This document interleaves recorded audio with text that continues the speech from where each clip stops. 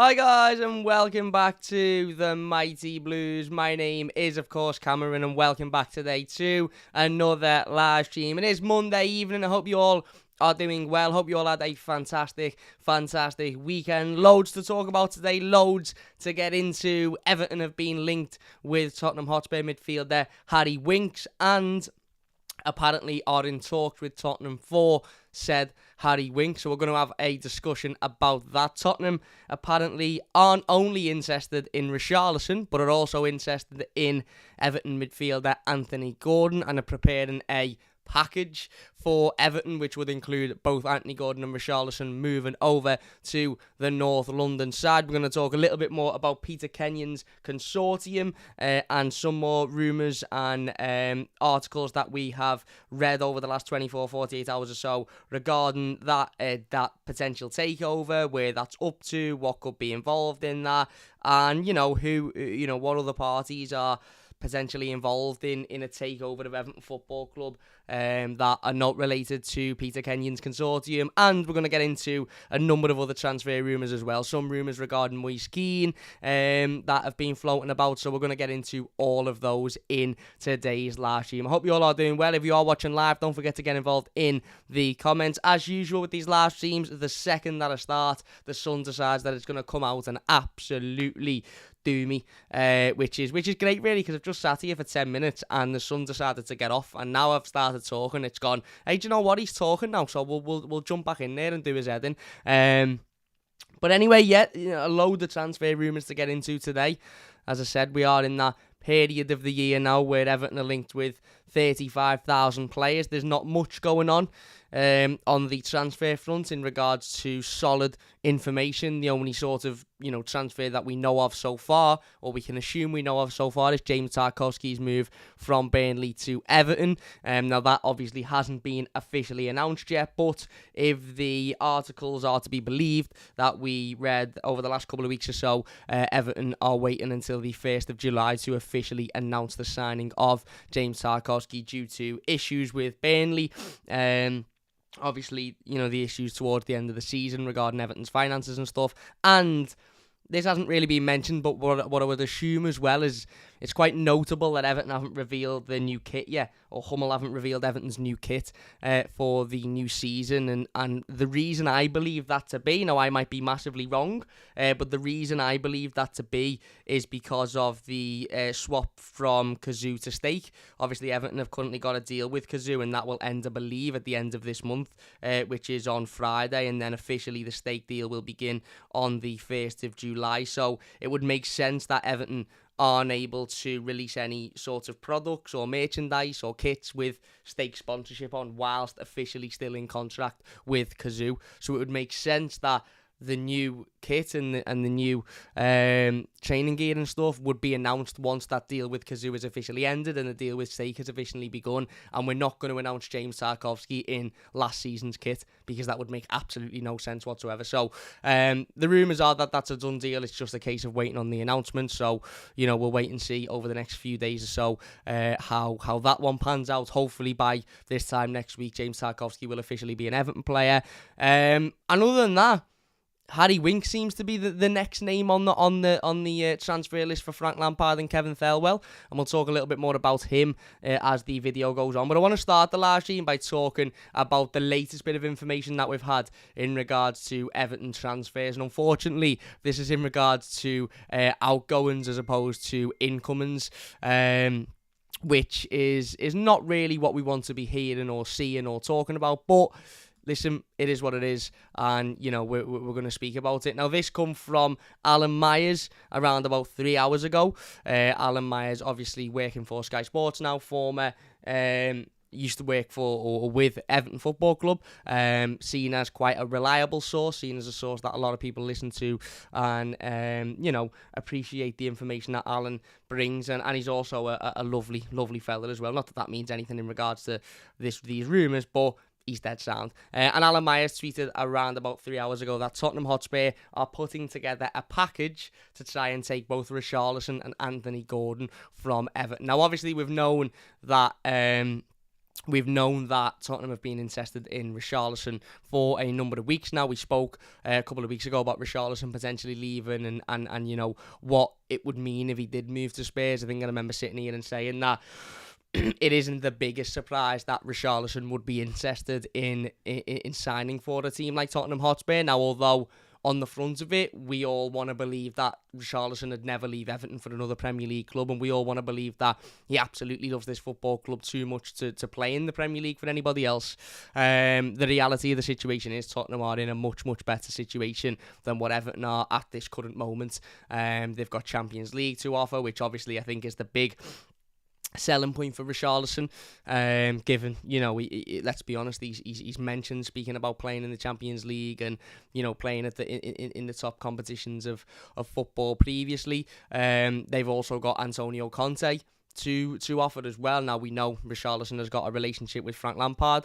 I think that's quite clear to see, and I think that's quite evident, but you know, there's no hiding from the fact that Antonio Conte is one of the best managers on the planet. They've also got London to offer him. Now, whilst I don't think that means much to Richarlison, I don't think he's one of those players that specifically pays too much attention to, you know, his outer surroundings and in the city in which he lives in. However, you know, London is a big, you know, selling point for players moving and for players, you know, wanting to join the Premier League. I know Richarlison's already in the Premier League, and that's why it's a bit different. But, you know, moving to a team that plays within the capital of the country is often quite a selling point. So, you know, we've known Tottenham have been interested in Richarlison for a number of weeks. I think we spoke a couple of weeks ago about any potential deal. We've obviously had news that Tottenham will be interested in exchanging players for Richarlison. Harry Winks has been on that list, and Harry Winks is certainly somebody that Everton seem to be looking at.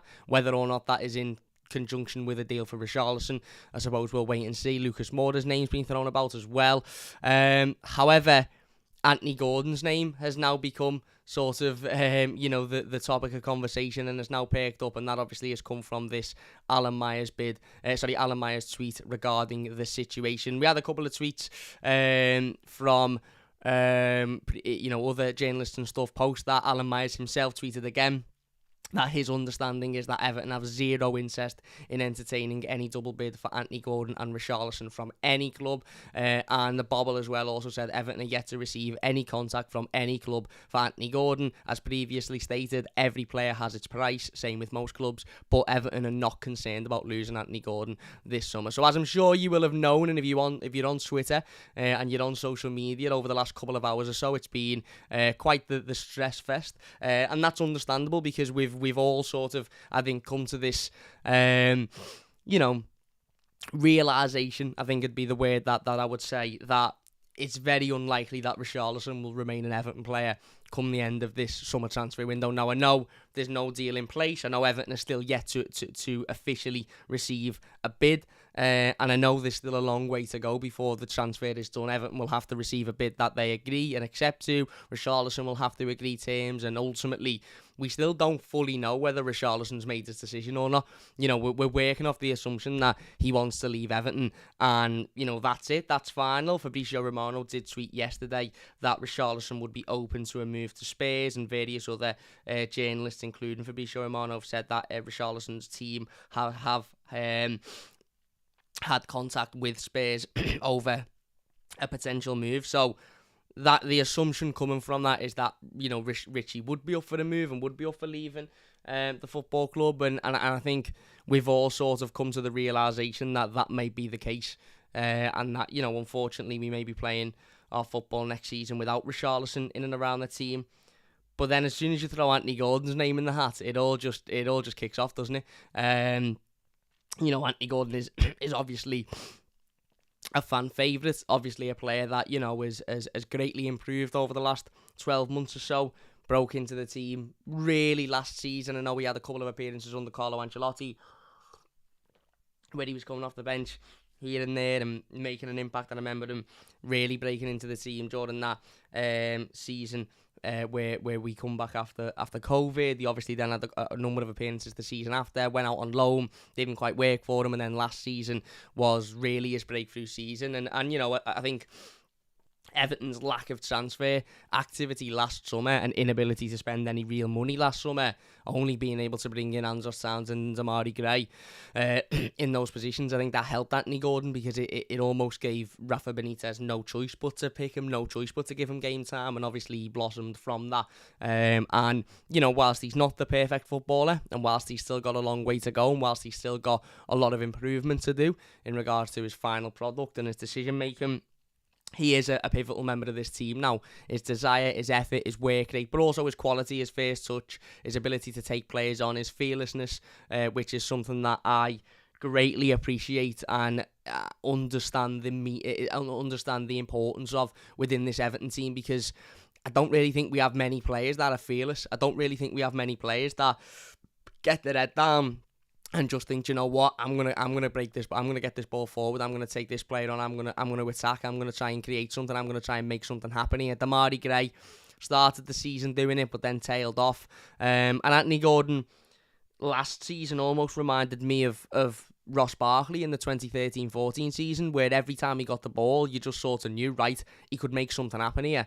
And, you know, that comes from that fearlessness of wanting to get forward and you know, not really worrying about you know, the consequences of your decisions, if you like, in a footballing sense, just wanting to create opportunities. So, listen, losing Anthony Gordon would be, you know, a gigantic loss. And I've seen a couple of people on Twitter today, I think, try and, you know, convince themselves that if we were to lose both Anthony Gordon and Richarlison, it wouldn't be the end of the world. And look, it wouldn't. Listen, losing Richarlison won't be the end of the world. He's a fantastic player, and you know, he's obviously a fan favourite, and I love Richarlison, and the day that he leaves, it's going to absolutely break my heart. I've seen it edit, some social media page and put an edit up before of him in a Spurs kit, and it knocked me sick. It made me feel physically ill. But the reality of the situation is, you know, how likely are we that Richarlison will remain an Everton player by the end of this summer? Maybe the offer that Spurs put in for him, if they do put in an offer for him, maybe that offer is deemed unacceptable by Everton, and maybe Spurs look at it and go, well, do you know what?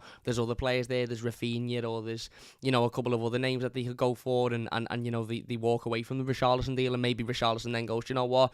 I'm not too bothered. I wasn't desperate to leave. I would have liked to have gone there because I would like to have played Champions League football, but I'll stay here.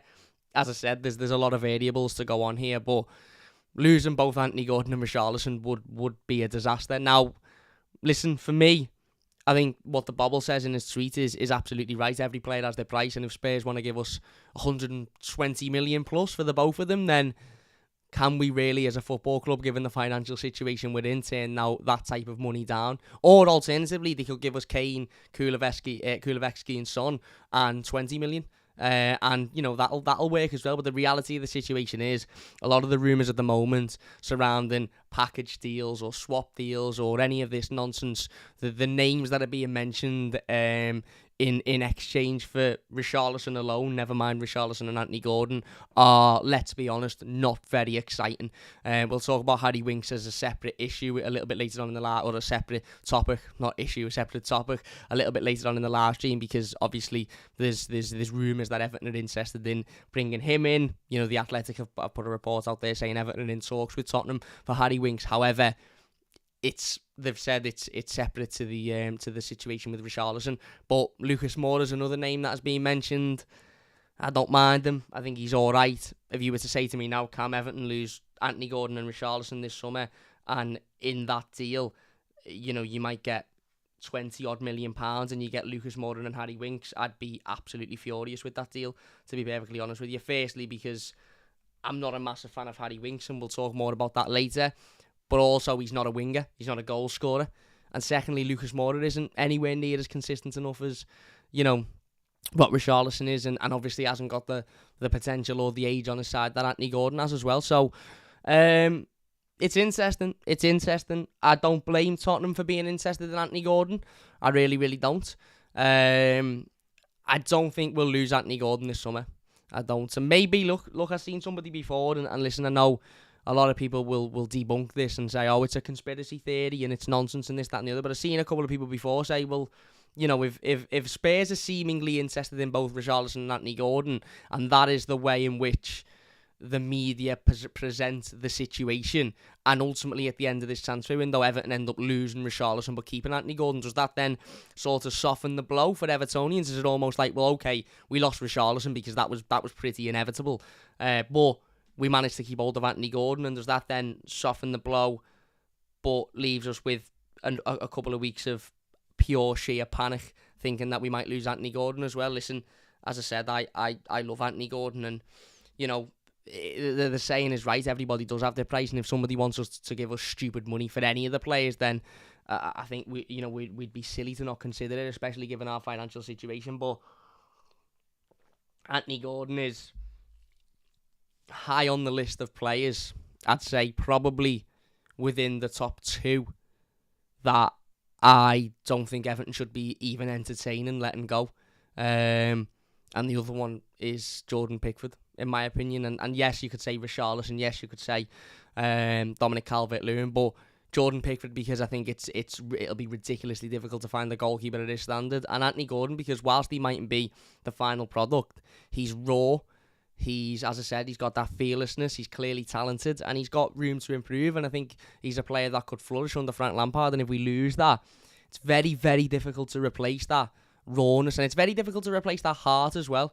Anthony Gordon brings something to this side that nobody else does, and that's the fact that he's an Evertonian, he's a local lad, he's grown up, and I know that can be used against players, and we've seen it a number of times in the past. Or if he wasn't a local lad, you wouldn't be asked. If he wasn't a local lad, you'd criticise him more. Listen, Anthony Gordon, as a just looking at him as a footballer and as a in terms of his talent, needs to improve. He needs to improve. His final ball needs to improve. His crossing needs to improve. His decision making needs to improve. But the reality of the situation is he's still a young lad. He's 21 years old. He's got years and years and years for that to improve. What we're seeing is that raw talent, as I said, the fearlessness, the ability to take players on, not afraid to shoot. But also, you add to that the desire, the effort, the heart. How many times did we watch Anthony Gordon last season, and you'd watch an Everton performance and you'd come out of it and you'd say Anthony Gordon was the only one there that really looked like he gave a shit, that was running around, that was working hard, that was battling, that was fighting, that was almost lifting the morale of the other players because of his desire and his effort. So it's the heart that we'd really, really, really miss if we were to lose Anthony Gordon this summer, and bringing in Lucas Moura wouldn't replace that. For me, look, the way I look at this is, take the Gordon situation, and let's say that his name is just being used as a bit of leeway, and let's say that Anthony Gordon stays at Everton this season. I don't think Tottenham have got anybody to offer that would soften the blow of losing Richarlison, other than the obvious 2 or 3 players that they're not going to let go. If it's not Harry Kane, Kulusevski, Son, who else is in that Tottenham team that you really go, oh yeah, that softens the blow of losing our best player and our biggest goal threat, and again, somebody that has got that heart, desire and passion. Lucas Moura, no. Steven Bergwijn's name's been mentioned a few times. Problem with his attitude, maybe. Again, is he going to be committed enough? No. Whereas somebody like Chelsea, who are also being rumoured to be interested in Richarlison, you look at them and you go, well, okay, you've got Pulisic there, who I think would be a great signing for Everton, not just because he's a fantastic player, but commercially with being from the USA. You've got Levi Colwill, who could come in, who'd come in and improve Everton, and a good young defender. You've got Conor Gallagher there, who obviously is a big name now, but ultimately, again, could come in and could be one for the future, work with Frank Lampard. You've got Hakim Ziyech, who I think is a really, really talented player. There's 4 or 5 squad players or players on the brink of Chelsea's team that I think they'd have no problem getting rid of, that you'd look at and you'd go, oh, do you know what? They could really improve Everton then, or they could come in and take us to, a next level. It'd be a massive improvement on what we've already got. Would Harry Winks be an improvement on our midfield? Maybe slightly. For me, Harry Winks is just, he's a type of midfielder that just doesn't suit the Premier League anymore. Tottenham have just replaced Harry Winks with the type of midfielder that does suit the Premier League.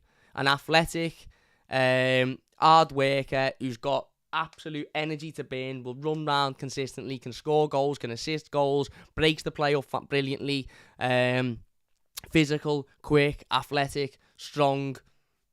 They brought him in for 25 million. He's Basuma.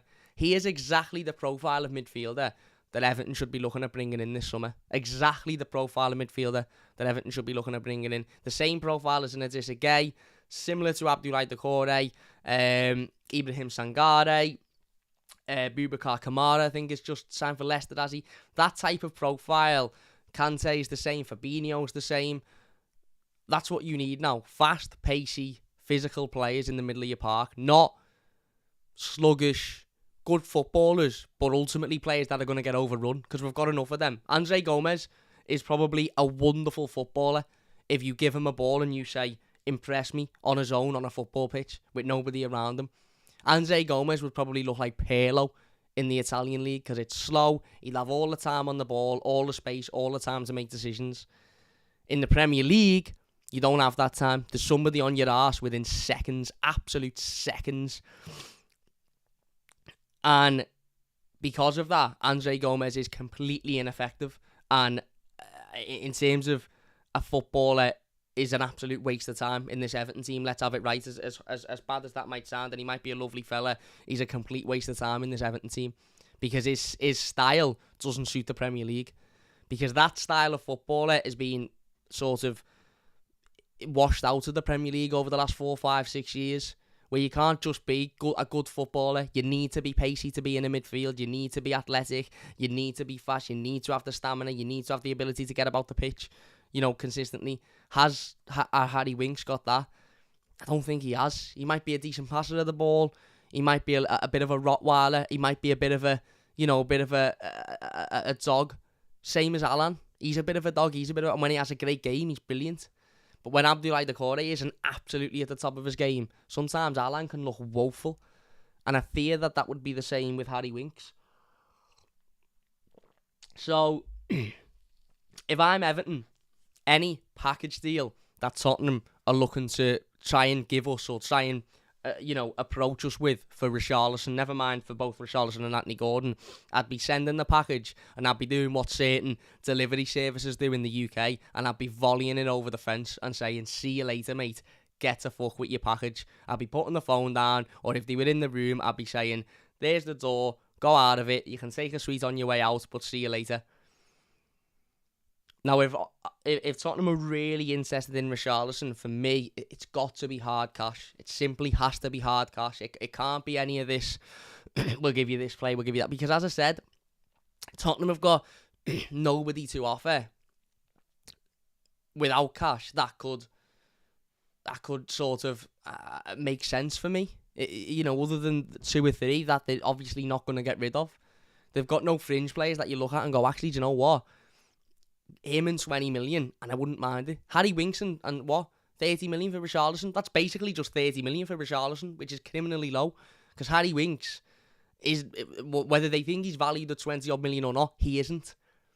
Whereas if we were to go to, and this is the assumption that Richarlison, I obviously don't want Richarlison to leave. I want Richarlison to stay, of course I do. I hope he signs a new lifetime contract and he never leaves Everton, of course I do. But if we're working off the assumption that he will leave, because they seem to be the rumours at the moment, you look at Chelsea, for example, and you think, well, if they're going to give us 40 million, 30 million, 25 million, but we're going to get Pulisic, maybe on a loan with an obligation to buy, or we're going to get Ziyech as well, or we're going to get Gallagher, or we're going to get Colville, you're automatically looking at it going, hang on, these are players that come in and improve Everton. So if we're going to lose Richarlison anyway, we may as well strengthen in other areas. Does Lucas Moura really strengthen our wide options? Is he that much better than Andros Townsend and Damari Gray? Is Harry Winks that much better than Andre Gomez and Alan? Maybe marginally, but marginally isn't really enough, especially when there's other teams. So for me, if Richarlison wants to go to Tottenham and his decision's made, and Tottenham want Richarlison, Everton have got to stay firm and say, this is our price, this is what we want, and if you're not willing to give us it, as I said, see you later. Close the door on your way out. We can't be willing to accept, a bang average player and a little bit of money for our most important player. It's as simple as that for me. It's absolutely as simple as that. You know, the way I see it is if Everton are going to sell Richarlison to Spurs for 20 million plus Harry Winks, or 25 million plus Harry Winks, or 30 million plus Harry Winks, effectively we're selling him for 30 million. Because firstly, Harry Winks isn't a winger who scores goals. So he's not like he's going to come in and directly replace Richarlison. And secondly, as I said, I don't massively rate Harry Winks. So, for me, if Tottenham want him, put your money where your mouth is. It's simple. If you don't want, if you're not willing to pay the price, then bounce. And then you have the conversation with Richarlison. Then listen, this team wanted you, but they weren't willing to pay what we deemed acceptable. Are you actively looking for a move, or is it if it come up you'd want it, but you're not really that arsed? What's the situation? That conversation, needs to be had, and I'm sure will be had by Frank Lampard. But in regards to the Gordon Richarlison package, as it was called by Alan Myers, yeah, as I said, I'd be getting that package and I'd be volleying it so far out the door that you wouldn't believe. We've had another rumour since we've started seeming. This is from Alfredo Pegula, who I believe is a Italian reporter, and he has said that Tottenham and Chelsea could go head to head in the next few days to sign Richarlison, and Tottenham are said to be leading the race, which means for me that would only mean one thing, and that is Tottenham are willing to give us more money for Richarlison than Chelsea are. And if that's the case, then that's the case. Listen, I'm not saying only sell to Chelsea. If Tottenham offer us more money than Chelsea do, then fine. But if Everton are going to be looking and thinking, well, we'll get some players out of this because of our financial situation and the fact that, we still haven't got a lot of money to go and buy players, then I wouldn't be entertaining any form of player swap deal or any form of deal that involves that, i.e., well, we're signing Harry Winks, but he's not really a player swap because it's a separate deal. Yeah, in the same way Anwar El Ghazi was a separate deal to Luka Dean. Nonsense. The reality is, if we're going to entertain that, then Chelsea have got more to offer than Tottenham. And as Mr. Hovo says, bidding more for Richie, that's exactly what we want. If Richarlison is going to leave Everton this summer, regardless, then we want a bidding more for him. We want as much money as we possibly can. And listen, Chelsea have got money to burn. They're just allowing Romelu Lukaku to leave the football club. Yes, they're rumoured to be interested in Raheem Sterling, etc. But they might look and go, well, we can get Richarlison for 50 and we'd have to pay 60 off for Sterling or something. I don't know. I doubt Sterling would cost that much money. But yeah, that's what we want. We want a bidding for him. If he's going to leave, then we need as much money as possible. Not a ridiculously low amount of money and then try and cover it with, yeah, but we got Lucas Moura and Harry Winks. I'm not arsed. They're not good enough. They don't replace what Richarlison brings. And it's as simple as that, in my opinion. Anyway, moving on. A bit more on Richarlison. Obviously, there's been a lot about Richarlison recently. As I said, Fabrizio Romano earlier this morning said Tottenham have already held talks with Richarlison's agent. The relationship between Everton and Tottenham is strong after the Dele Alli deal. Sound. Absolutely sound. The relationship can be as strong as the relationship between Nutella and my stomach, as the relationship between McDonald's nuggets and a hangover. It can be as strong as any relationship. The reality of the situation is that doesn't mean that we're going to get done over for a deal for Richarlison because we've got a strong relationship. End of the day, for me, that's it. David Ornstein also reported a couple of days ago that Tottenham's first choice target is Everton forward Richarlison. That was in the conversation regarding Rafinha and him potentially moving out of Leeds, of course.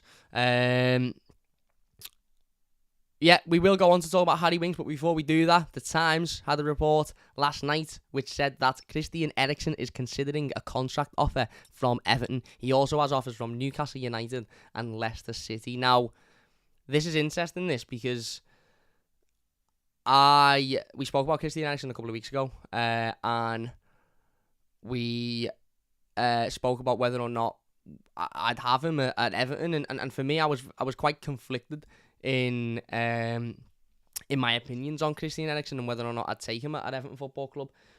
Partly because of his age, partly because of his wage. However, I think if Christian Eriksen was to want to come to Everton, now bearing in mind he's got contract offers apparently from Manchester United as well. Tottenham was said to be interested. Brentford, of course, want to keep him. I think for the right money, I think Everton would be silly to turn down a deal for Christian Eriksen. Considering he would be coming in for free, I believe, because he only had a short-term contract with Brentford. And we are still in a ridiculous situation financially. Now, obviously, that might change depending on the Richarlison situation. You know, if we sell Richarlison for 50, 60 million pounds and we sell a couple of other fringe players for 10 million here and there, all of a sudden we might have 80, 90 million to spend and it might change. But at the moment, Christian Eriksen on a decent contract, again, for a short period of time, because I think short contracts are the way to go, especially in situations like this. I don't think that would be too bad of a deal. To be honest, I don't think it'd be too bad of a deal. Listen, Christian Eriksen played at Goodison about 3 weeks ago and was absolutely phenomenal, partly because an Everton player didn't bother going near him for 90-odd minutes, but he was phenomenal. He completely ran the game, and Christian Eriksen is still a world-class footballer, by the way. When he's got the ball at his feet, Christian Eriksen is still absolutely a world-class footballer. Quality-wise, he's fantastic. We have badly missed a playmaker last season. We lost 3 of them throughout the course of the season. We lost 2 of them in the summer. 1 due to unforeseen circumstances. 1 left in James Rodriguez, of course, who ironically is now wanting to move back to Europe. I've seen a couple of people saying, would you take him back? He ain't coming back, so it's not worth the conversation. And 1, obviously, in January, in Luka Dean. So, all of a sudden, last season, we went from not only having Carlo Ancelotti to Rafael Benitez, but we also went from having 3 players in that team there that would, on a consistent basis, create chances or score goals for the likes of Dominic Calvert-Lewin, for the likes of Richarlison. And this season, the 3 of them had gone. We had no creativeness. Okay, Demarai Gray started the season relatively well, same with Andros Townsend, but let's be honest, you know, who ended up with the most assists last season for Everton? I don't know who it was, so I'm gonna Google it because I really want to know. What were we just on? 2021-2022 season, weren't we? Who had the most assists for Everton? Richarlison had the most assists with 5, mixed with Demarai Gray. Townsend got 4. So Richarlison, who is supposed to be on the end of the chances being creative, had the most assists with Demarai Gray. And then you're looking at 4s, 3s, 2s. You know, John Joe Kenny's in there with 3. And he only really played towards the back end of the season, didn't he? So we have very few creative players. In fact, we have no creative players, let's be perfectly honest. So if our financial situation remains the same, i.e. we don't manage to sell a big, Richarlison for big money, or we do, but the players we're looking to bring in to replace him, maybe we can't warrant because of the financial situation, then Christian Eriksen for free on a short contract, I don't think would be the worst deal. If he was to come to Everton, it would obviously be because he wants to come to Everton, because he's got other clubs there that he could move to, other clubs that are in much better situations than Everton. Is this likely to happen? I don't know. Listen, the report says he's considering a contract offer from Everton. I'm sure he's considering a contract offer from a number of Premier League clubs. Now, that consideration might have just been, Everton have offered me a contract, have they? Oh, that's nice. Yeah, lash that one in the bin. Who else has offered me a contract? We don't know. Again, very, very, very early stages to be having any sort of in-depth conversation about it. But he would drastically improve Everton, and he would give us something that we haven't got, and that's a creator in the middle of the park that can play passes that nobody else can. And yes, it sort of contradicts the point I made before about Andre Gomez and Harry Winks and needing players that are quick and physical and strong and can keep up with the pace of the Premier League. But when you're as good as Christian Eriksen, when you've got that natural ability, you can get away with it. David Silva got away with it for years. You know, some world-class examples, Xavi and Iniesta, never the fastest players, never the most physical players, but they got away with it because of their unbelievable amount of talent. Christian Eriksen is very similar. Andre Gomez has got very little talent in that sense, and that's why he doesn't get away with it. Ollie says, any ideas on what's happening with the kit, mate? Same old Everton talk and taking forever.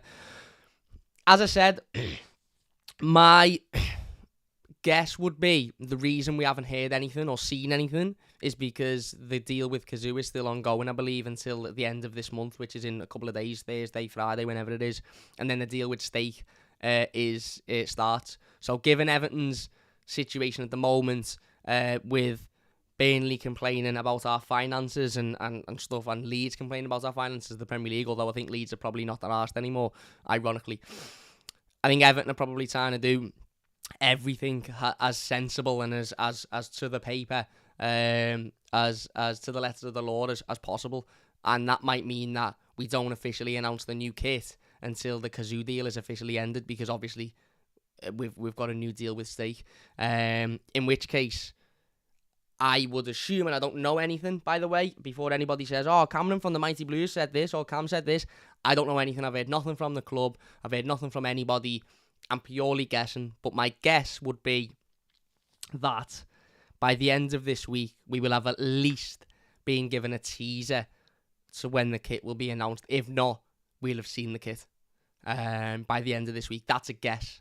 A sheer guess. But again, if I'm wrong, don't come for me. And if I'm right, don't come and say, oh, somebody told them, because it's just a guess based on the Kazoo deal ending and the Stake deal starting. So yeah. Eriksen Defo says, Jay, Lampard must see something in Winks. So we're going to talk about Lampard and Winks in just a second. Richie says, Max. Jay says, Everton better hurry up and sign players because we need a good pre-season or we'll have another shite season. Well, it is a little bit worrying. But maybe we're just waiting on that Richarlison deal. And it's interesting because I was watching one of the Toffee TV live streams last week, and John and Baz were talking about how the financial year officially ends for Everton on Thursday, and how for Everton to, again, I'm going to screw the words here, but for Everton to balance the books in the sense that to make it look like for FFP and profit and sustainability and P&L and all of this, for it to look like we've got, or for it to seem like we're not doing as bad as we are, Everton would need to make a significant sale before Thursday, because then it would go in this year's books and it would be reflected on Thursday, rather than if we make a sale after Thursday, that would go on next year's books. So basically, Thursday is, we could see some action before Thursday in regards to transfers. And I'm sure if Everton are going to lose a player like Richarlison or Dominic Calvert-Lewin or whoever it may be, obviously it looks more like it's going to be Richarlison at the moment, then I'm sure Everton would want that finance to be covered in this financial year as opposed to the next one.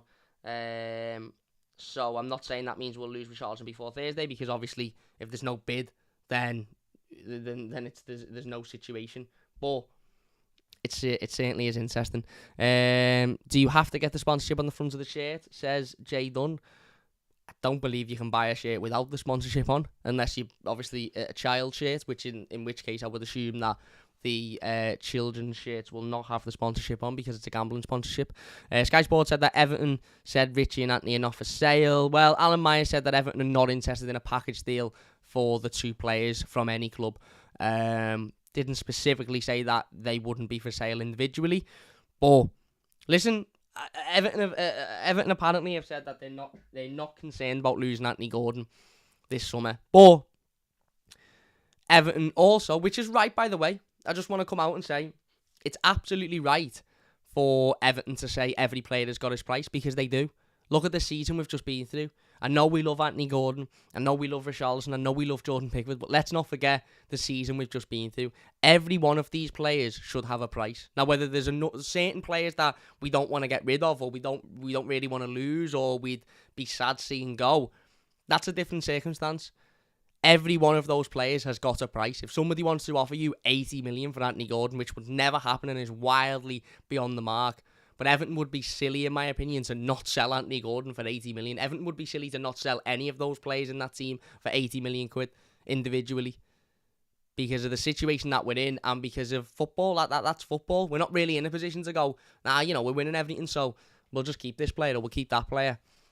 Look at the best teams and how they do their recruitment. Them lot across the park, we hate them, but they sell their best players. They've just sold Mane, they sold Coutinho when everybody went, oh, you're selling Coutinho, what, you're going to ruin the progress. Look what happened. They sold Torres, they sold Salah. City have sold numerous players over the years that people have gone, ooh, selling him, but it's worked. You know, the best clubs in the world sell players if the price is right. That's football. That's football. Anyway, I don't want to even think about losing Anthony Gordon and Richarlison because it'll make me feel sick. So let's move on. So as we said, Christian Eriksen stuff. Would we have him? I'd have him on the right deal for the right money on the right contract, because I think he would vastly improve Everton, and of course he brings creativity, which is something that we simply haven't got at the moment. We haven't, whether we like it or not, we haven't got it. The Mail, we're reporting that Everton defender Jarrad Branthwaite will leave the club on loan next season for more first team experience. Schalke, PSV, Sheffield United, Sunderland and Middlesbrough are said to all be interested. Yeah, I've not really got much to say about this. I think it's probably right with Tarkowski coming in. It obviously lessens the chances for Jarrad Branthwaite to be given opportunities, and I think he's at that age now where he does need to be going and playing consistent first team football, and if that's not going to be for Everton, then going out and doing that on loan and getting some experience I think is right. If you are enjoying, by the way, please hit that like button. It does only take a second, and if you're new to the channel, don't forget to subscribe. That would mean a lot to me. Matt Law of the Daily Telegraph said that Everton are interested in Chelsea players Billy Gilmour and Conor Gallagher. Obviously there's that Frank Lampard connection there with both players, so it would be interesting to see if that goes anywhere. We know there's been a lot of rumours recently about Conor Gallagher, and Everton's interested in Conor Gallagher. Again, two players there that Chelsea have got to offer that are probably unlikely to be starters for Chelsea. Well, definitely unlikely to be starters for Chelsea next season. And if Chelsea were really interested in Richarlison, then again maybe two players Everton could use to leverage that deal. Now, for me, I'm not interested in any swap deal for Richarlison. I just want money. I want the right price and I want the money because I think it helps us more. But if Everton were looking at a swap deal, because or a deal involving an exchange of players because of FFP and our situation, etc., then I wouldn't even be entertaining Tottenham because they've simply got nobody to offer that they'd be willing to sell that would be worth that deal. Whereas Chelsea have got, as I said before, 4 or 5 players that you'd look at and go, well, okay, maybe that wouldn't be too bad. Maybe. I don't know. Does anybody agree with that, by the way? That's just my opinion. Obviously, listen, I'm only here to give my opinion. If you disagree with it, let me know in the comments. Jay Dunn says, any more talk on the Brozier deal? No. I doubt we'll sign him. And Crazy Boy says, can we get Alphonso Davies? No. Nasser says, Everton need a striker. Enough of buying midfielders. The club has enough midfielders. Can't rely on Rondon as a substitute. He's not even that good. I agree. You can't rely on Rondon as a substitute. He's not that good and we need a striker. But we can't stop buying midfielders because we desperately need midfielders out as well. Our midfield at the moment consists of Andre Gomez, Alan, Abdoulaye Doucouré and Tom Davies, which is fucking terrifying, if you want me to be perfectly honest with you. Talking of midfielders, anyway, according to CD Eccleshare, Charlie Eccleshare of The Athletic, he reported that there is hope between Everton and Tottenham that a compromise will be reached over the transfer of Spurs midfielder Harry Winks. Everton won a loan deal, but Tottenham wants a permanent transfer with a fee of £20 million. Matt Law also reported the day before that Everton have held talks over a loan move for Tottenham midfielder Harry Winks. Spurs are also thought to be prepared to allow Lucas Moura to move in the opposite direction if they can sign Richarlison. And we had a number of other rumours over the days. The Athletic reported even before that Everton are in talks with Tottenham over a deal for Harry Winks. Discussions are now in the early stages as Frank Lampard's side look to improve their midfield options. Now, listen, the Echo also reported late last week, I think, that Everton are in early negotiations with Tottenham for midfielder Harry Winks. Winks would be willing to sign for Everton, and there's hope that a deal could be done for the other Premier League clubs that are interested in the 26-year-old. Yeah. Harry Winks. Harry Winks. Listen, I'm going to be brutally honest. because that's all I'm here for. And this might be seen as negative, and some people might say this is negative, and some people might have a go at me for it being negative. But I am just not excited about Harry Winks coming to Everton. I'm really not. I'm going to be honest. Now, we'll talk about Harry Winks individually, because I think it's important to do that, because if you're talking about Harry Winks in any potential deal with Richarlison, then it's a complete no. It's not even it's not even a conversation we should be entertaining. Harry Winks being involved in a swap deal for Richarlison, no. If Everton deem Richarlison at 80 million quid, then I want 80 million quid plus Harry Winks. So Tottenham saying Tottenham will be willing to allow Lucas Moura and Harry Winks to move if Richarlison moves in the other direction. Sound? We'll have what we want for Richarlison, and then you can give us them two players if you want. If you're giving them for free, we'll have them. But you're not negotiating a price down for two players that, one of whom I just don't really think massively improves us, and the other who is a good winger but is inconsistent and can't be a replacement for Richarlison. Listen, Winks is a decent midfielder. He's all right. Is he an improvement on what we've got? He might be a slight improvement on what we've got, but what we've got isn't very good. We've established that a number of times before. Andre Gomez isn't very good. Tom Davies, although I like him, and I think he should be given a fair chance under Frank Lampard, the reality is he's not very good. Alam is getting to that age now where he's getting a bit too slow. Not very good. Abdoulaye Doucouré I like, and I think is the anomaly in that situation, but is also on his own. And often last season we saw when Abdoulaye Doucouré was being asked to do a little bit too much, he couldn't really handle it. Now for me, and this might be a bit naive or a bit silly for me to say, but I just look at the Harry Winks situation and just think, that's got Tom Cleverley 2.0 written all over it. It's got Fabian Delph 2.0 written all over it. A player coming in from a big club who's taking a step down. He'll be on a ridiculous wage. Let's be honest, he's not going to be coming in for less than 80 grand a week.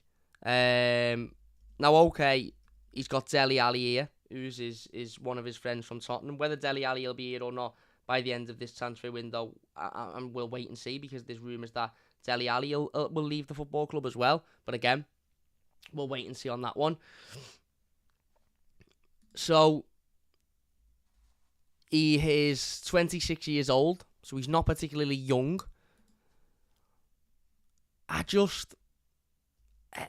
Again, he just doesn't excite me whatsoever, and I just don't think it's the type of midfielder Everton should be going with. He played 19 games in the Premier League last season and scored no goals. Played 3 in the Carabao Cup, no goals. 10 in the Europa League with 1 goal. That was the season before, in fact, sorry. And he's played a couple of times in the Champions League. So ultimately, Everton would be paying for a player with Champions League experience who only played 19 games last season and was only part of the starting 11 24% of those times, and played 27 minutes with 1 assist last season. He played twice, 3 times in the Conference League, 3 times in the FA Cup, 3 times in the Carabao Cup. So he averaged 30. He played 30 games last season for Tottenham. Now, yes, he might have had injuries. Yes, he might have had other things go on. Tottenham have got other players that quite clearly are better footballers than Harry Winks. I'm just not excited by it whatsoever. And if Everton were to pay £25 million for Harry Winks, then somebody has to lose their job. Somebody has to lose that. And I don't think Everton will pay £25 million for Harry Winks. From what I'm sort of gauging from the reports, Everton want to bring him in on loan. Tottenham don't want to give him to us on loan. Tottenham want more money than he's evidently worth. Everton maybe are looking at it and going, do you know what? He's a midfielder. He's an improvement on what we've got. If we can get him in on loan, maybe he'll have a season, on loan in which players can have where they perform exceptionally because they're on loan and they're fighting for the new contract, and then we can address the situation after that. The only one big positive I'm not big positive, but the only sort of positive I'm taking out the Harry Winks rumours are that our manager is Frank Lampard, one of the, if not the best English midfielder to ever have lived. Certainly one of the best English midfielders to ever have lived. And if Frank Lampard sees something in Harry Winks, then I think at this point, given Frank hasn't had enough time in the job and hasn't had enough time with the transfer window to, enough transfer windows to massively improve the squad or make any massive errors, I think we'd sort of have to trust his judgment on this. Who am I to sit here and tell Frank Lampard what we should be looking for in a midfielder? He's Frank fucking Lampard. He knows what we should be looking for in a midfielder. But I just don't think Harry Winks, the type of player Harry Winks is, suits the Premier League anymore. I don't. I think he is similar to what Andre Gomez is. I think he's similar to what Alan is. He's not similar to what Abdoulaye Doucouré is. He's not similar to what Yves Bissouma is, who they've just replaced him with. Yves Bissouma is the type of player Everton should be looking at. Now, okay, he will have wanted Champions League football, and I'm not saying we could have got Yves Bissouma, but I'm talking about that profile of player. He's quick. Harry Winks isn't quick. He's athletic. Harry Winks isn't particularly athletic. He's a creator as well. He can score goals. He can create chances. Harry Winks doesn't do that. Is Harry Winks particularly great defensively? I don't think he is. Is he involved much going forward? I don't think he is. I've seen somebody say, well, you can't really talk about Harry Winks' forward stats and his goals and assists because, he's a defensive midfielder. That's fine. Is he brilliant defensively? No. So we can talk about that.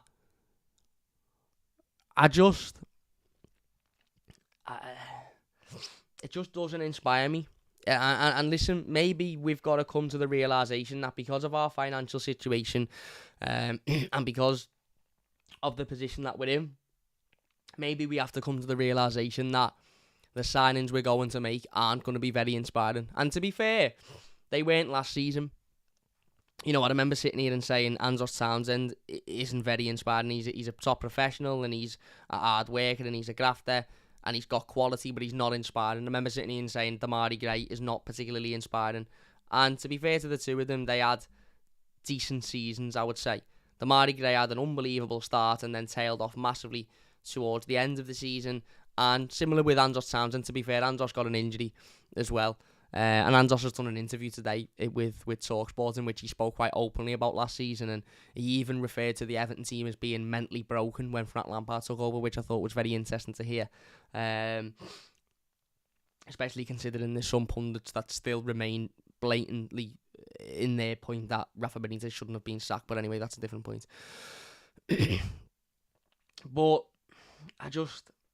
again, as I said, maybe we have to come to the realisation that we're not going to sign players that you go, oh my God, that's so inspiring, unless we sell a player for big money. And even then, maybe we're still not even then in a financial situation to go and spend stupid money on players. But certainly for £20-odd million, which I don't think we'll spend on Richarlison, Harry Winks. But for that, you could get, you're telling me that there's not a young lad in the French league or the Italian league or the Portuguese league, which seems to be the league of choice for Premier League teams to go and scout from at the moment, that could come in and fill in and do a job similar to what Idrissa Gana Gueye did for years. We signed Idrissa Gana Gueye for $8 million from Villa, and he was fantastic for every time he was here, every minute he was here, he was fantastic. I just think we could put that money to better use, and if we bring him in on loan, yeah, okay, sound. Maybe he comes in and maybe he works hard and he does, he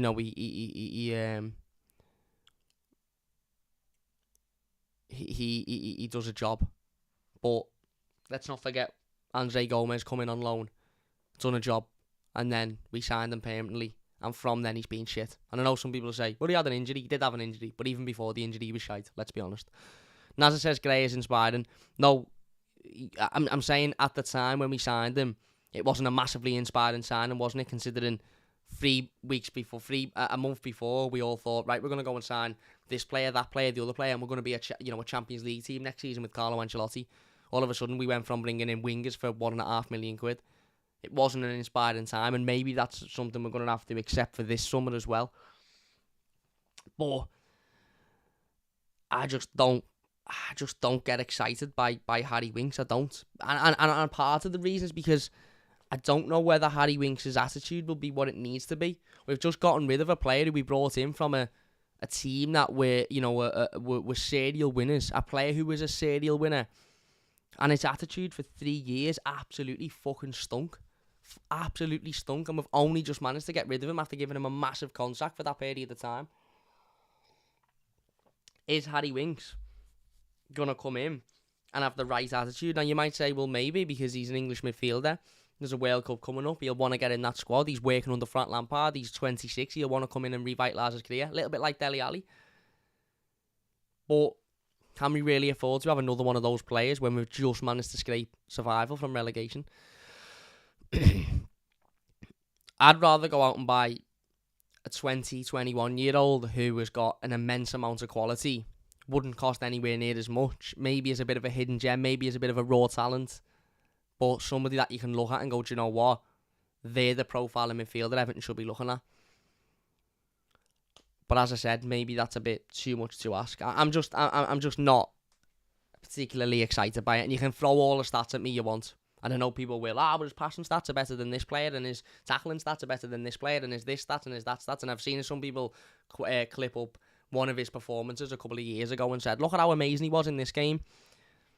I remember watching him the season before last in the FA Cup when we beat them 5-4 at Goodison. And it might be one of the worst midfield performances I've ever seen. And yes, that's one game, and I'm not judging him on one game, but that is the same argument as that we shouldn't judge him on one good game he's had. He's a decent midfielder. He's an okay squad player. He's probably an improvement on what we've got, but it's not hard, is it? It's not hard to improve on what we've got at the moment.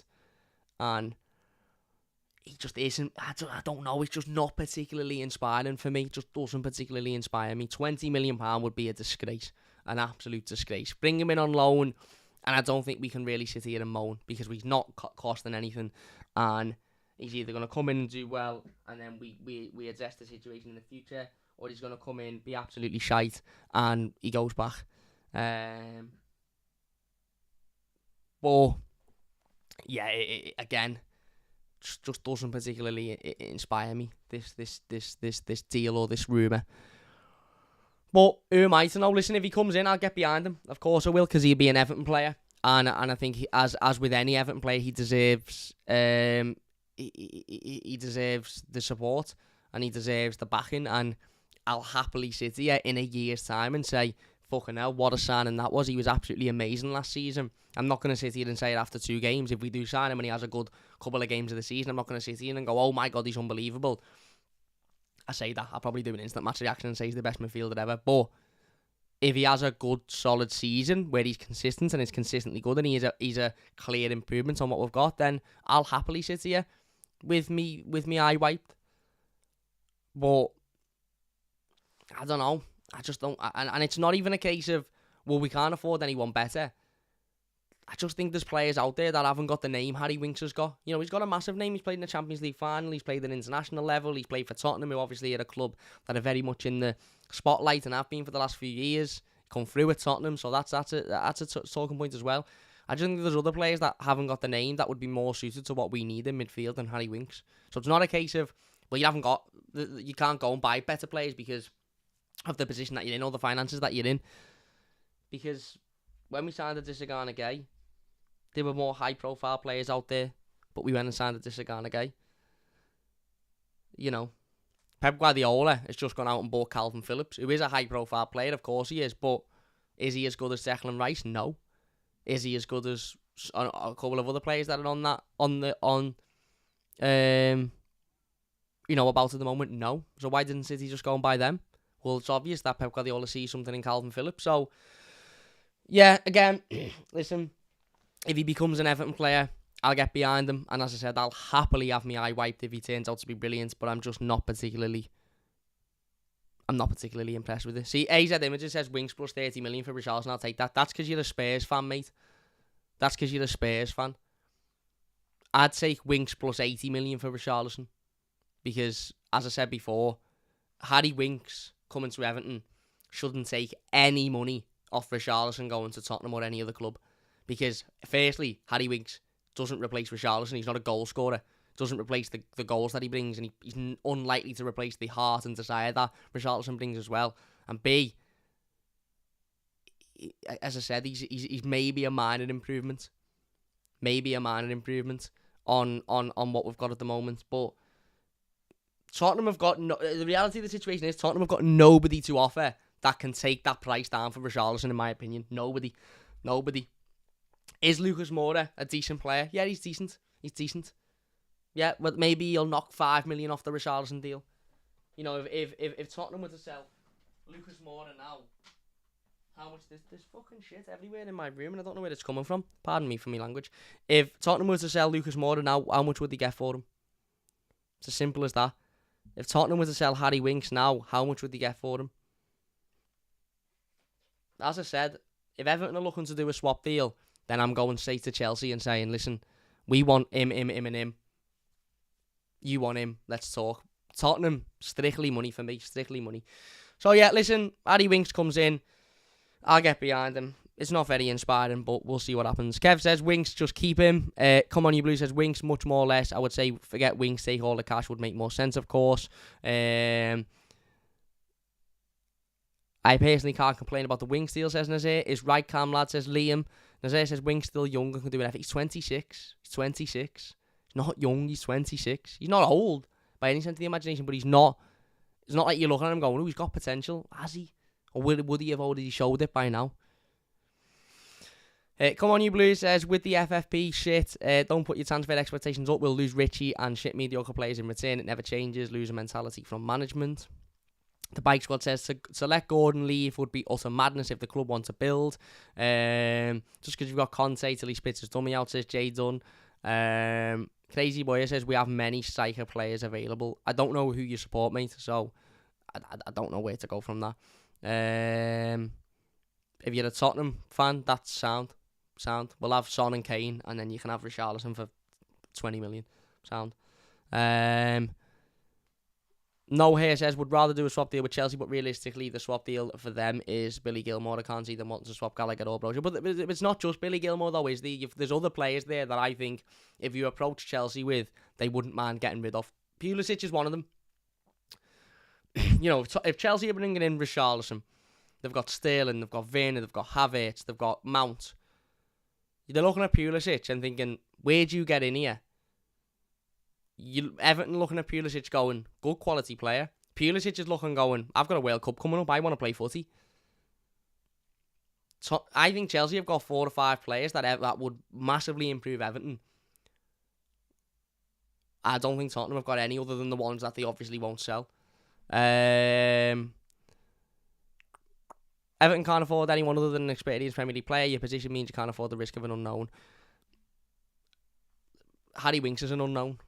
He's an experienced Premier League player who played 17 Premier League games last season and was ineffective in all of them. So, listen, it's my opinion. People will disagree with it. People will agree with it. But, as I said, I think I've seen a couple of people talking about the Anthony Gordon stuff still. The more I think about it, the more it makes sense for the Anthony Gordon stuff to be complete nonsense, but soften the blow for Richarlison ultimately leaving. Now you might look at that and go, "Oh, Cam, you're such a conspiracy theorist," but I don't know. It just sort of makes a bit of sense to me. I don't think we'll lose Anthony Gordon this summer. I don't.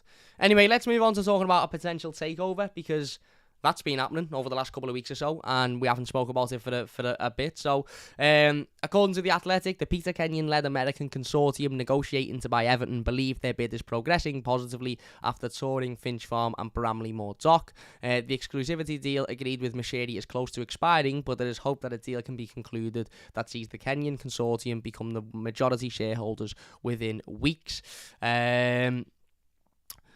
The Matt Law from The Telegraph a couple of days later then said Peter Kenyon's American consortium have made a commitment to put money into Everton to build the new stadium at Bramley-Moore Dock and provide significant transfer funds if the takeover is successful. Matt Law also said that other groups have made informal approaches for Everton, with at least one indicating they would be willing to make a firm bid for the club, but it is believed that Peter Kenyon's American consortium are best positioned group currently. So, In regards to the takeover, obviously it's still extremely early days in that sense, extremely early days, but it looks like Peter Kenyon's consortium is the front runner. Interesting to see that they've already toured the Bramley-Moore site as well as Finch Farm, which obviously shows that they're significantly, well, we believe that they're significantly further down the line than any other potential buyers. Again, there's nothing there to say that other buyers haven't toured Finch Farm or Bramley-Moore. Maybe they have, maybe they haven't. But it's interesting. It's interesting. Listen, it's still very early days, and I still absolutely refuse to be excited by it. And I'm not. I think the reason I'm not getting excited isn't necessarily because I don't think it will happen. The more and more that this goes on, the more and more I think we will be taken over, whether it's by Peter Kenyon's consortium or not. I think this has gotten to a point now where it's almost like, well, if Moshiri wasn't wanting to sell, surely it wouldn't get to the point where potential buyers were viewing the stadium, the new stadium, and the training ground. It's not that I'm shocked. I'll be shocked that if we're sold, because it's looking at a point now where it seems like the owners made the decision. It's more I'm not getting excited because, as I've said previously, I've said on the channel, I've said on the live stream previously, that I got ridiculously excited when Farhad Moshiri took over. And at that point, by the way, other than Chelsea and Manchester City, Everton were the rich club. Everton were the club that had all of the finances to be able to spend whatever they wanted. And we blasted all of it on complete and utter shite. We blasted all of it on players that had no sell-on value and ultimately come in, spent 2 or 3 years at the club, did very little and left for free. We wasted 500 million quid with degressed, is that a word? In terms of our league position and where we are. We've just finished outside the relegation zone barely. If you are enjoying, by the way, please hit that like button. 160 people watching. If you could get the likes up, that would be amazing. If you're new to the channel, don't forget to subscribe as well. So I'm not getting excited because when Moshiri took over, we had a real opportunity to close that gap on the best teams in the league and make ourselves a real force. Now, okay, we've managed to get the new stadium out of it, which is a big help, but for the money that we spent on players, we've regressed, as Brian and Wonderlust says. Cheers. It left me head. We've regressed massively. As good as it is to hear rumours saying that Peter Kenyon and his consortium are willing to give Everton this amount of money and that amount of money for players and stuff like that, whilst the P&L rules are what they are, we could be taken over by Bill Gates, Elon Musk, and Alan Brazil, and they could put 75 trillion quid into Everton. We still wouldn't be able to spend it because of the rules, and the fact that the rules have got us literally grabbed by the bollocks, as the saying goes. So, yes, it seems to be progressing, which is slightly exciting, and yes, it seems like Everton could be sold. But the reality is, if you were to say to me now, Cam, Peter Kenyon officially buys Everton tomorrow, I'm not sitting here going, oh my God, we're going to be able to go out and buy Neymar and Mbappe and we're going to be able to keep Richarlison, because we're still in this situation that we're in now because of the rules. So, it's interesting that they've had a tour of the Bramley-Moore site as well as Finch Farm. That obviously shows that I think Moshiri's decision has been made. Now, that doesn't mean that Moshiri won't go back on his decision, because we've literally seen Farhad Moshiri a number of times make a decision and then go back on his decision. We've seen Farhad Moshiri a number of times say, no, I'm not sacking this manager, I'm sticking by him, and then 2 days later sack him. So it wouldn't surprise me if Moshiri turned around one day and went, nah, I don't want to sell now. He said in a statement a couple of weeks ago that he was committed to Everton for the future, and then now we're getting rumours that potential buyers have visited the stadium, the stadium site and the training ground. The reality is it does seem to be progressing, which is interesting and something that we'll keep an eye on, and obviously we'll keep everybody updated over the coming days and weeks and stuff regarding that. And then finally, the final rumour I want to talk about, because it's the last one really that we haven't mentioned, is coming from Damasio, and he has said that Fulham and Nottingham Forest are both interested in signing Moise Kean from Juventus. Kean is not convinced by these offers and waiting for other offers. Now, obviously, that would mean that Juventus would have to officially sign Moise Kean, and that would mean that Everton would get the fee that was agreed last summer for him. Yeah, listen, Moise Kean, I've seen a couple of people on social media and YouTube comments and stuff talking about Moise Kean coming back to Everton. Moise Kean isn't coming back to Everton. He isn't coming back to Everton. It's as simple as that. So whether he goes to Forest or Fulham is irrelevant to us because he's not coming back to Everton. And Anders says, no matter how much money we have, our recruitment strategy has been terrible. We're in a better, when we had no money, needs to have a clear direction for the club. We knew that. Exactly, mate, and that's why I'm not getting excited, because it's not about the money. It's not about the funds. It's not about, our owners are worth... We could have an owner worth 20 quid. Not 20 quid. That's unrealistic. We could have an owner worth 100 million. Let's say we've got an owner worth 250 million. Or we've got an owner worth 250 billion. Now, if the owner worth 250 billion hasn't got a fucking clue about football and isn't willing to put the right people in charge and isn't willing to, to make the right decisions and can't make the right decision and is absolutely clueless, then I'd rather have, and the owner that is worth only 250 million, which isn't very much in football in terms for a football club, knows exactly what he's doing, knows, how to spend money in the right way, knows how to get the recruitment right, knows how to put the right people in charge. I'd rather have the owner worth 250 million, because ultimately it's about putting a structure and infrastructure in place to make Everton Football Club self-sustainable and to bring in the right people who can sort out the marketing situation, can sort out, the recruitment, the finances, all of that sort of stuff. As opposed to just having shitloads of money and not knowing what to do with it, which is what we've had for the last 6 years, hence why we've wasted it, hence why we're in this situation now. So Peter Kenyon's consortium can have all the money in the world, but if they haven't got a fucking clue what to do with it, then it will still be where we are now. So hopefully if they are to take Everton over, or anybody is to take Everton over, it's the right people who understand what to do with understand how to run a football club ultimately. And Peter Kenyon has experience in running football clubs, Chelsea, Manchester United. So if he's going to be part of it, then that's probably a positive. But Peter Kenyon might just be the middleman for the deal. He might make this deal happen and then say, listen, I was just there to make it happen. I'm getting off now. There's been a couple of rumours as to say that if it was to go through, he would be the CEO of the club. But I've not really seen anything concrete about that. So we'll wait and see. Adam says people are not talking enough about how Pochettino was the perfect appointment for Everton's rebuild. 2 Spurs with the Champions League final with the lowest net spend in the league. Yeah, he's not. Yeah, we're not. Pochettino's not coming to Everton, and we're not sacking Frank Lampard at any point soon. So yeah, he'll have offers elsewhere. He'll probably go to Manchester United in November when Ten Hag is inevitably sacked. Jay Dunn says, does anybody get so fed up with all this links and paper talks? Well, that's what the summer is about, isn't it? Wanderlust says they also need to make sure they don't harm the community. Random Vid says David Moyes managed to build a physically and mentally strong Everton team without a pot to piss in. Ever since then, we've just gone downhill in terms of recruitment. We have. Look at City's owners, their class, says G. Well, they're a mix of both, aren't they? They know what they're doing and they're rich as fuck. So, yeah.